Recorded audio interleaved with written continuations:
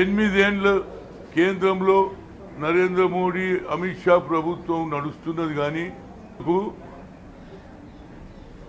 ఎనిమిదేండ్ల కేంద్రంలో నరేంద్ర మోడీ అమిత్ షా ప్రభుత్వం నడుస్తున్నది కానీ ఇప్పుడు వారికి తెలంగాణ విమోచన దినం జ్ఞాపకం వచ్చింది. 8 ఏళ్లలో ఎప్పుడు మాట్లాడలే, ఎప్పుడు కూడా ఆనాడు మరి ఎందుకు మాట్లాడలేదు? ఆనాడు టీఆర్ఎస్ బీజేపీ మంచి సత్సంబంధాలు ఉండే. గజ్వేల్కి వస్తే ప్రధానమంత్రిని ఆప్కే దిల్ మే జగా చాయి అన్నాడు. ఆయనను కాగలించుకుంటే ఈయనను కాగలించుకుంది. ఇప్పుడు 8 ఏళ్ల తర్వాత విమోచన దినం సికింద్రాబాద్ పరేడ్ గ్రౌండ్లో మహారాష్ట్ర సీఎం అదేవిధంగా కర్ణాటక సీఎంలు పార్టిసిపేట్ చేస్తారని ఒక కొత్త ఆలోచన వారికి వచ్చింది. నిజంగా చెప్పాలంటే ఆనాడు సాయుధ పోరాటంలో మీ పార్టీ ఏమిటి అని నాకు అర్థమైతలేదు. ఆనాడు నిజంగా కూడా ఫైట్ చేసింది ఆర్య సమాజ్, అదేవిధంగా లెఫ్ట్ పార్టీలు. మీది అసలు మీ పార్టీ లేదురా బాబు. అప్పుడు ఇవాళ మీరు దాన్ని కూడా క్యాచ్ చేయాలని, ఎందుకంటే సర్దార్ పటేల్, వల్లభాయ్ పటేల్ నువ్వు కూడా మీరు ఓన్ చేసుకోవాలని. అరే సర్దార్ వల్లభాయ్ పటేల్ కాంగ్రెస్లో నెహ్రూ గారి ప్రధానమంత్రిలో ఈయన హోమ్ మినిస్టర్ ఉండే. అలాంటప్పుడు ఆయన వచ్చి కొన్ని సంస్థానాలు దేశంలో బ్రిటిష్ వారు వెళ్ళిపోయిన తర్వాత కొన్ని సంస్థానాలు భారతదేశంలో విలీనం కాకుండా ప్రయత్నాలు చేసింది. అందులో భాగం కూడా నిజాం స్టేట్. అది విలీనం ఎప్పుడు అయిపోయింది? ఏది 1948 సెప్టెంబర్లో, 17 సెప్టెంబర్లో. దాన్ని ఇప్పుడు విమోచన అని పేరుతో కేవలం ప్రజలను మభ్యపెట్టాలని ఏ ఇష్యూస్ లేవు వాళ్ళ దగ్గర. నరేంద్ర మోడీ 2 కోట్ల ఉద్యోగాలు లేవు, బ్లాక్ మనీ తెస్తానని 15 లక్షల రూపాయలు బ్యాంకులో ప్రతి వాని దగ్గర జీరో అమౌంట్ ఓపెన్ చేసి 15 లక్షలు అందులో పెడతా అన్నాడు. అది పెట్టలే. అంతేకాదు డిమానిటైజేషన్ చేసి 1000 రూపాయల నోట్లు తీసేసి 2000 నోట్లు ప్రింట్ చేయడం జరిగింది. అది పేదవాడు, అందరూ కూరగాయలు అమ్ముకునేవాడు, అదేవిధంగా పాన్ షాప్ పెట్టుకునేవాడు, అందరు రోడ్డు మీదకి వచ్చేసారు. ఇప్పుడు ఇవన్నీ అయిపోయినాయి. ఆయన మాటలు ఏమిటంటే ఇంకొకటి, ఆఖరి జిఎస్టీ, పెట్రోల్ ధర, డీజిల్ ధర, ఆఖరు వంట చేసే గ్యాస్ పొయ్యి మీద కూడా ఇవాళ 1000 రూపాయలకు వచ్చింది. జిఎస్టీ అనేది ముఖ్యంగా పసిపిల్లలు పాలు తాగే పాల మీద కూడా పెట్టడం జరిగింది. ఆయనకు నిజంగానే నరేంద్ర మోడీ గారికి పిల్లలు ఉంటే తెలుస్తుండే. పసిపిల్లలు పాలు తాగే దాని మీద కూడా జిఎస్టీ వేయడం. మరి వీళ్ళు ఏం గొప్పతనం చేసినో నాకైతే అర్థం లేదు. తిరుగుతూ ఉన్నారు. ఎవరు? బండి సంజయ్ గారు. అయ్యా నువ్వు తిరుగు, వద్దనేది లేదు. ప్రజాస్వామ్యంలో ఎవరైనా తిరగవచ్చు. ఇది డిక్టేటర్ ప్రభుత్వం కాదు, ఇది ప్రజాస్వామ్యం అనేది ఆనాడే మహాత్మా గాంధీ, పండిట్ జవహర్లాల్ నెహ్రూ గారు దీన్ని సెక్యులర్ దేశంగా చేశారు. ఇవాళ మీరు దాన్ని రాత హిస్టరీని తప్పుదోన పట్టిస్తున్నారు. సర్దార్ పటేల్ను ఓన్ చేసుకుంటారు, పండిట్ జవహర్లాల్ నెహ్రూను పక్కకు పెడతారు. దానికి వీర్ సవార్కర్ అట. ఆయన ఏ గొప్పతనం చేసిండో నాకైతే తెలియదు. వీర్ సవార్కర్ను ప్రొజెక్ట్ చేస్తారు. ఇక్కడనేమో ఏది విమోచన దినం చేస్తారు. నిజంగానే మీకు చిత్తశుద్ధి ఉంటే మీరు ప్రజలకు పడినటువంటి భారం 8 ఏళ్లలో నరేంద్ర మోడీ ఏ కొత్తతనం చేసిండు దాని మీదకి వెళ్ళి ఇంకో కొత్త మాట చెప్తారు. మాటికి కేసీఆర్ ఏది కాళేశ్వరంలో తినేసిండు, మిషన్ భగీరథ కోట్ల రూపాయలు తినేసిండని నేను డే 1 నుంచి కేసీఆర్ గారు వచ్చిన కొన్ని రోజుల తర్వాత ఇదే పాట నడుస్తుంది. ఇని చెవులన్నీ పోయినాయి. మాటికి అవినీతి అవినీతి అంటారు. మీ చేతిలో ఉన్నది కదరా బాబు. ఈడీ ఉన్నది, సిబిఐ ఉన్నది. అదే సోనియా గాంధీ గారు ప్రవేశపెట్టి ఆనాడు పండిట్ జవహర్లాల్ నెహ్రూ గారు వారు మామగారు ప్రవేశపెట్టినటువంటి నేషనల్ హెరాల్డ్ మీద మీరు ఈడీ కేసులు పెడతారు. కానీ రోజు వింటున్నాం.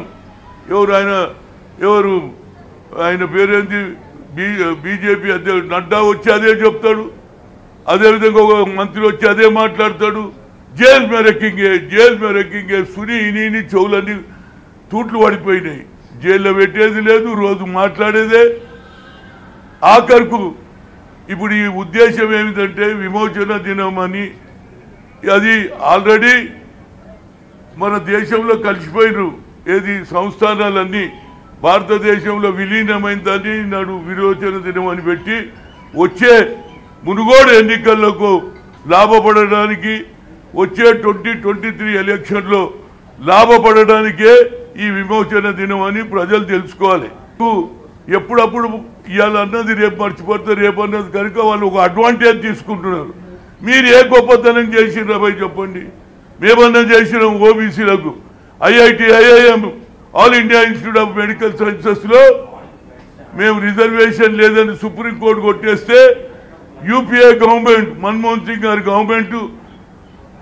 ఐఐఎంలో పార్లమెంట్ బిల్లు పెట్టి పాస్ చేస్తే కొన్ని లక్షల మంది పిల్లలు చదువుతున్నారు అదేవిధంగా ఓబీసీ పార్లమెంట్ కమిటీ కూడా తీసుకురావచ్చు మీరు కేవలం ఏమంటారంటే 27 మంత్రులను మేము బీసీలు చేసినాము దాంట్లో ఒరిగేది ఏమిరా బాబు ఇవాళ దానిక ఓబీసీ మంత్రి లేదు అదేవిధంగా ఇవాళ తీసుకున్నటువంటి మీరు ఏ ఆలోచన కూడా క్రిమిలేయర్ మా మీదనే పెడతారు క్రిమిలేయర్ ఎత్తేస్తే 27%కు వస్తాం మేము క్రిమిలేయర్ పెట్టడం వల్ల మేము 10% కూడా దాటలేము అదేవిధంగా క్యాస్ట్ సెన్సస్ చేయమని 2008లో చెప్పిండు ఎవరు హోమ్ మినిస్టర్ ఇప్పటి రాజ్నాథ్ సింగ్ చెప్పాడు ఇప్పటిదానిక ఆ మాట ఎత్తకుండా ప్రజలను మతిమరిపించడానికి కొత్త కార్యక్రమాలు పెడతారు కేసులు పెట్టేస్తారు ఇప్పుడు విమోచన వచ్చింది ఈ విమోచనలో మీ పార్టీ ఏమిటో చెప్పండి